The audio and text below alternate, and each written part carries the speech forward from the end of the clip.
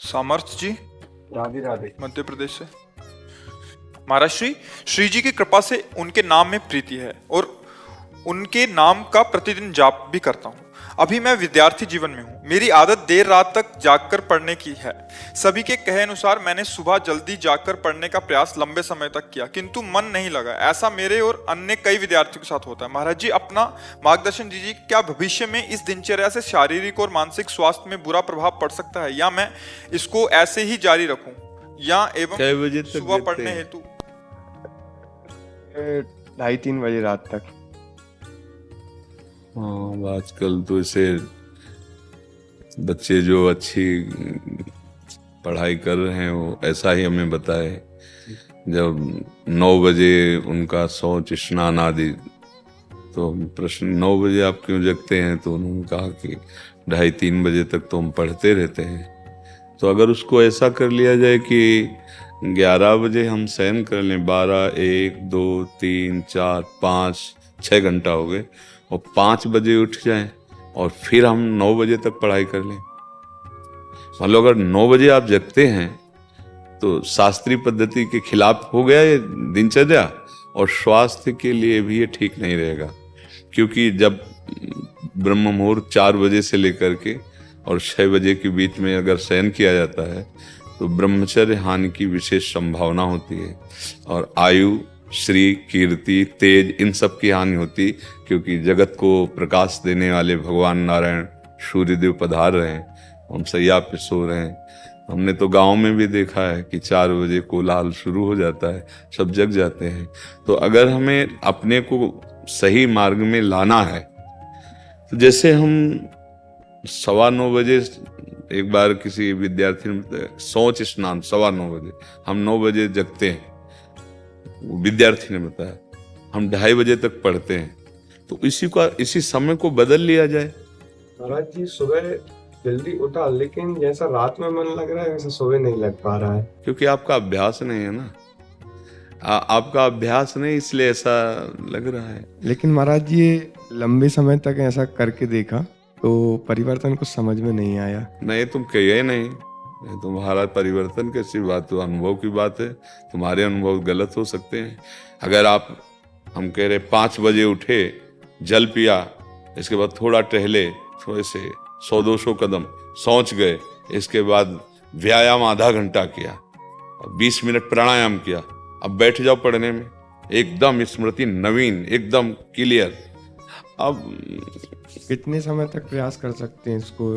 अरे जीवन भर प्रयास करना है। हम जीवन भर विद्यार्थी हैं। कोई पढ़ाई छूटेगी, कोई नौकरी मिलेगी, कोई किसानी, कुछ भी करेंगे। जीवन में एक दिनचर्या होनी चाहिए, सोने और जागने की एक लिमिट। जैसे एक बहुत व्यस्त शरीर है, उसके लिए 7 घंटे बहुत पर्याप्त है सोना।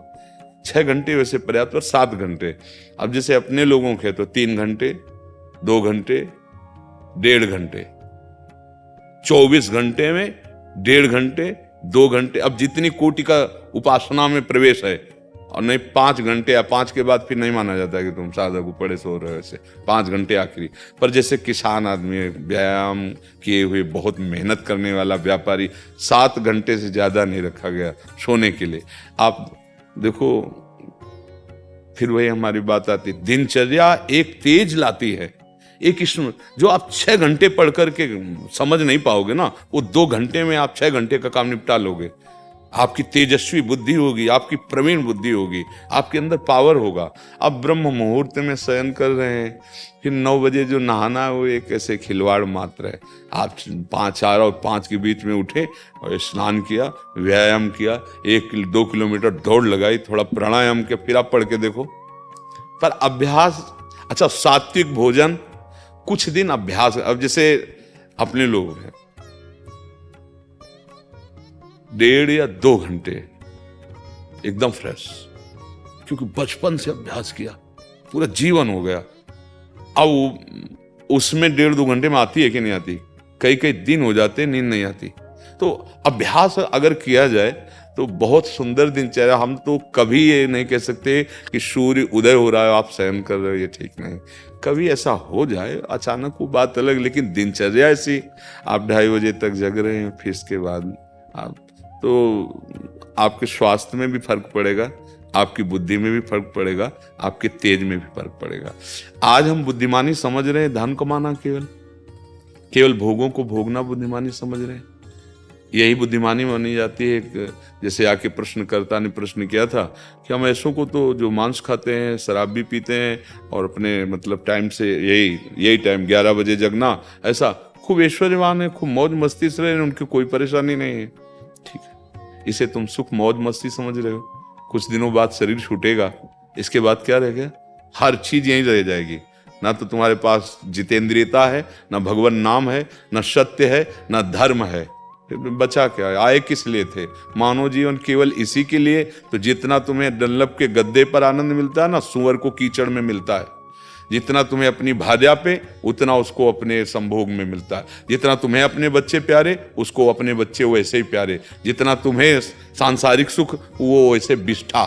तुम्हें रबड़ी रसगुल्ला जैसे अच्छा लगता है, उसको बिष्ठा और ये सब अच्छे लगते हैं। अंतर क्या रह गया? पशु में हमारे में अंतर क्या रह गया इतना? हमारा जीवन आध्यात्मिक जीवन, हमारा जीवन भागवतिक जीवन, समाज सेवी जीवन, तेजस्वी जीवन, भगवत प्रिय जीवन। तो पीछे वाले में यही हमने चर्चा की है कि हम इतने पढ़े लिखे, इतने बलवान बुद्धिमान सब बन रहे हैं और जरा जरा सी बात में भाई भाई को मार रहा है, जरा सी बात में बूढ़े माता पिता को मार रहे हैं। ये बुद्धिमानी है, ये पढ़ाई लिखाई, ये डिग्रियां हैं। अरे विद्या विनयम ददाति।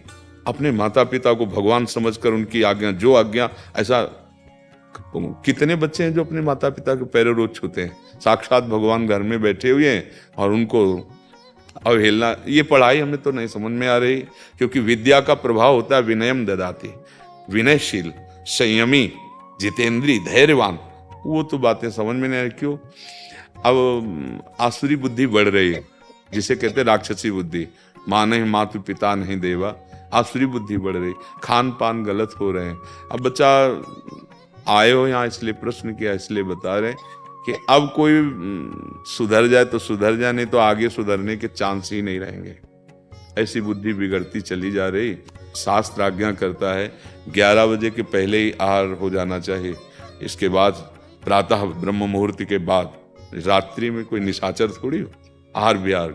पर अगर ये सब बातें तो फिर समझ में नहीं आती। अब बुद्धि कितनी रह गई? भोग भोगो, खाओ पियो, मर जाओ, बस इतनी रह गई है। आप देखो ना, किसी प्रकार से धन आना चाहिए, वो इन किन प्रकार कैसे हो। बहुत पढ़े लिखे हैं, लेकिन सभ्यता, नम्रता, धर्म, सत्यता, पवित्रता एक लक्षण नहीं दिखाई दे रहे। सुंदरता दिखाई देगी, बनावटी बाहर की, पवित्रता नहीं होगी। बुद्धि है, विवेक नहीं है। बहुत डिग्री है, लेकिन विनय और सभ्यता का लोप हो चुका है। ऐसे माता पिता से, बुजुर्गों से बात करते हैं जैसे कोई पागल आदमी बात करता है। ऐसे अपने बुजुर्गों से ऐसी बात करो कि उनका हृदय लगे कि हमने खवा पिया के, पढ़ा लिखा के बड़ा किया, तो कम से कम वचन से तो मृदु बोला जा रहा है, व्यवहार तो मृदु बहुत ही कम हो गया है। तो हमारी तो यही प्रार्थना है। आजकल के बच्चे और आप निश्चित समझो, ब्रह्म मुहूर्त के जगने वाले का एक अलग तेज होगा, अलग विवेक होगा। जो संयमी होगा वही उन्नति, चाहे लौकिक हो चाहे पारलौकिक। आप पक्का समझ लो, जिसमें संयम नहीं है वो न लौकिक उन्नति को प्राप्त होगा और न पारलौकिक उन्नति को प्राप्त होगा।